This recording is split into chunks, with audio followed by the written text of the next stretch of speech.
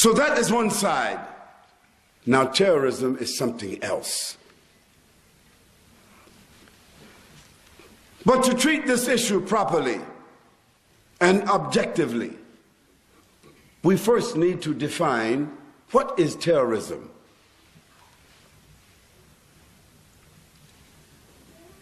No one can make their own definition of terrorism, because the definition doesn't change from day to day and time to time and place to place. An apple is an apple in China, and it does not become an orange in America.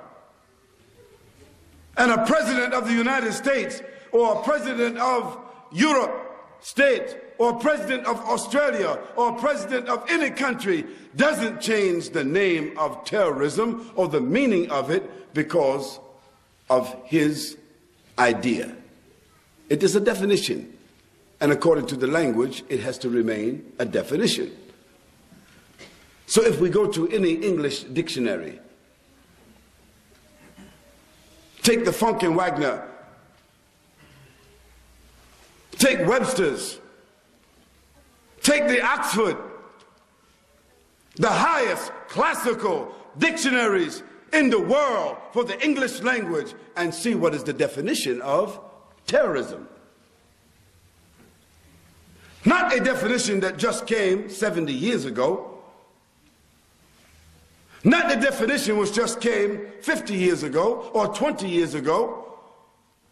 Not the definition that the Americans give, or that the British give, or the Australians give, or the French give, or the Germans give. Not a special definition.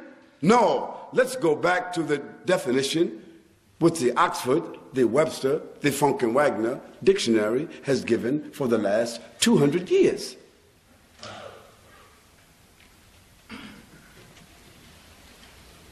The definition of terrorism.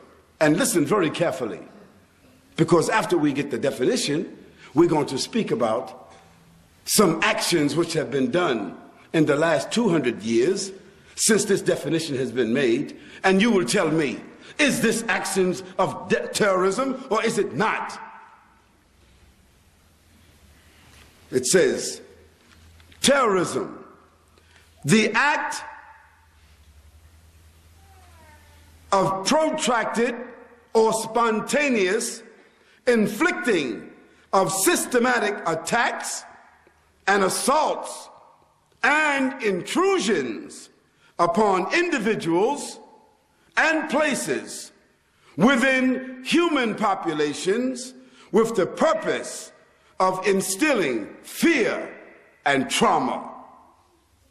Let me read it again, so there is no mistake. The act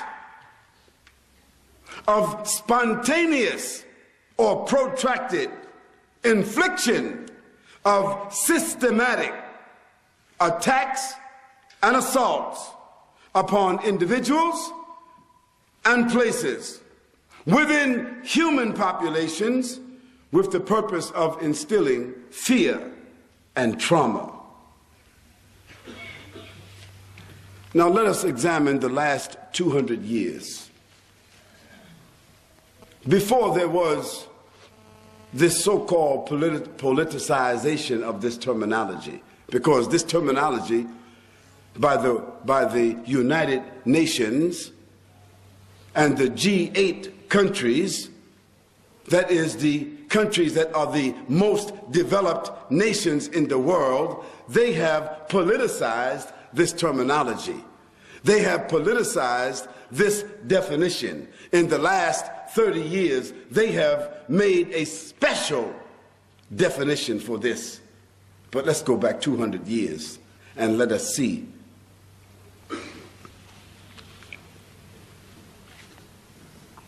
In the last 200 years, and I want you to add up the numbers as we move along, because those numbers at the end will tell you who have been guilty of terrorism in the last 200 years. The numbers I'm going to give you are the numbers of people that have been systematically slaughtered and destabilized, liquefied, or otherwise eliminated. Let's start out with the invasion of South America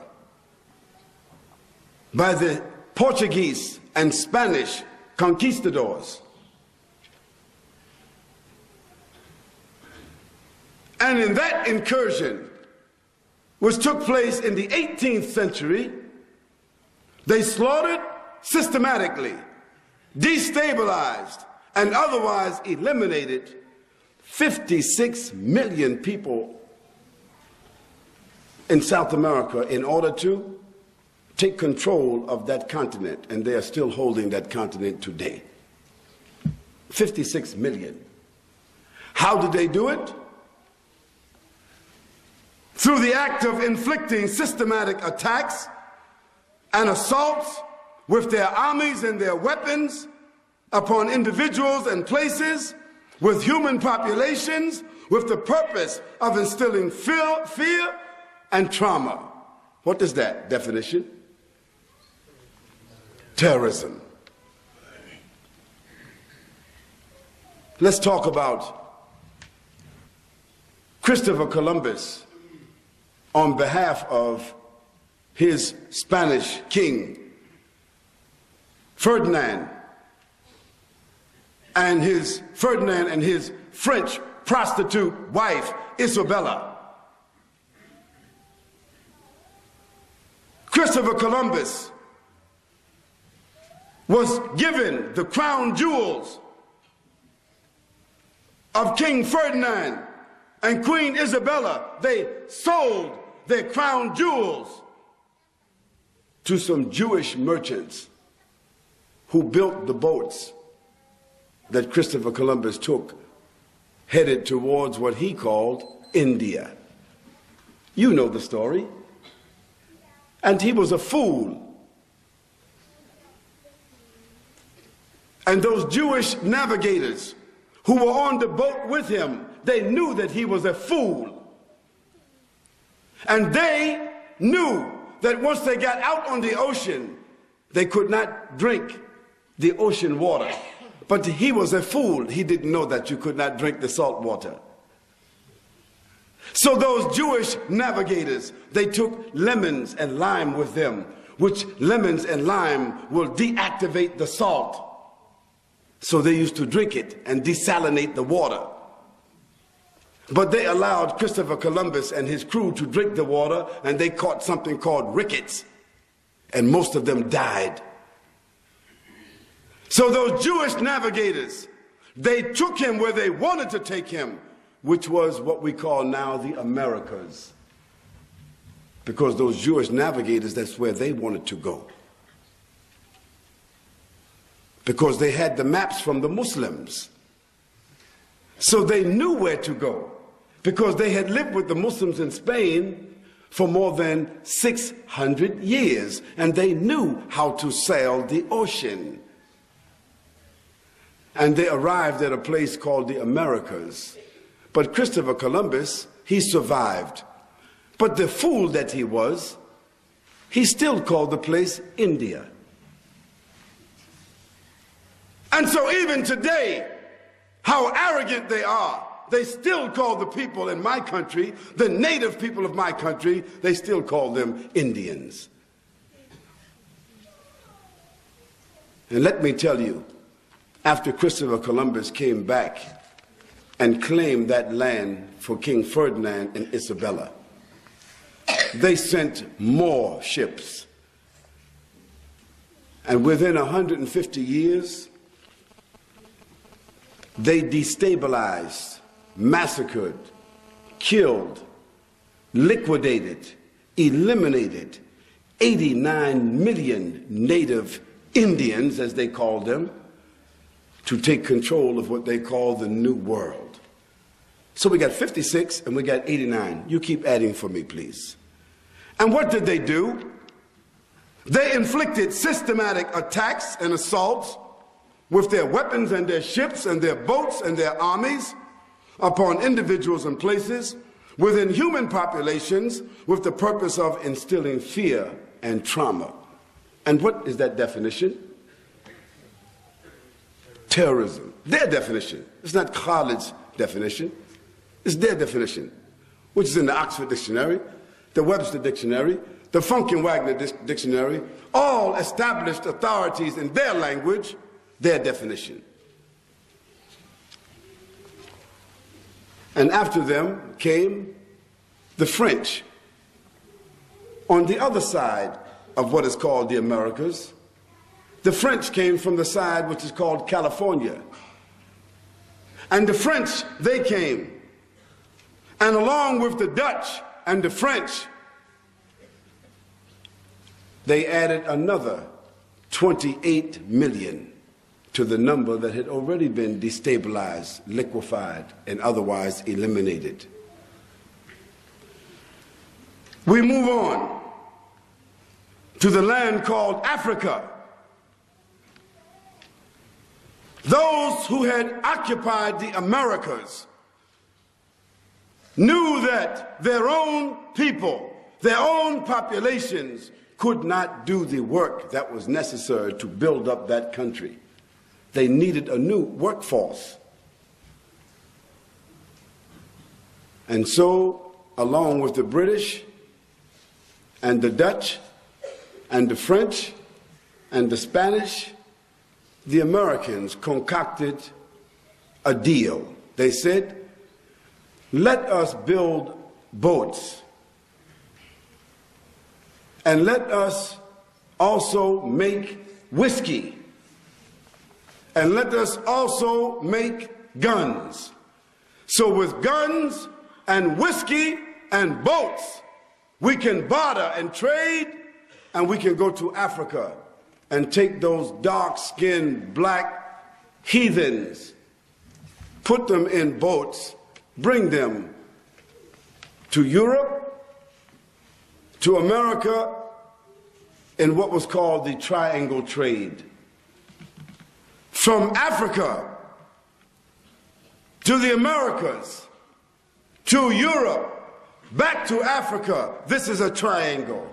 And so for 400 years, I said, not 100 years, not a century, not 2, not 3, but 400 years, they willfully trafficked in human cargo. And they took out of Africa 180 million people, like dogs and rats, putting them in the bottom of ships and keeping them there for the 3 or 4 months that it took for that triangle trade to complete itself, realizing that only 23 out of 100 of those slaves inside the ship would survive. So they made sure that the cost of those 23 slaves would pay for the whole shipment. Where did the other 77 slaves wind up? In the graveyard of the Atlantic Ocean. So you take 70% of 180 million. You are intelligent people. Take 70% of 180 million over 400 years, and they are in the bottom of the Atlantic. The other 30% of 180 million, the 52 million they brought and put between Europe, the Caribbean, and the Americas.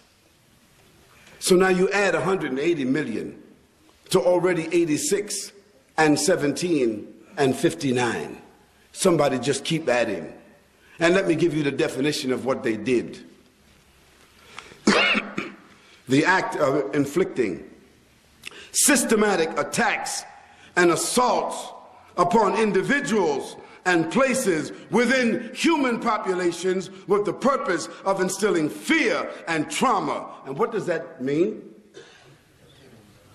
Terrorism.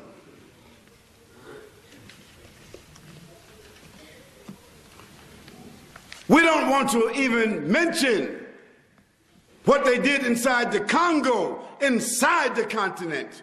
We don't want to have to mention what they did in South Africa. The Afrikaners, the Boers.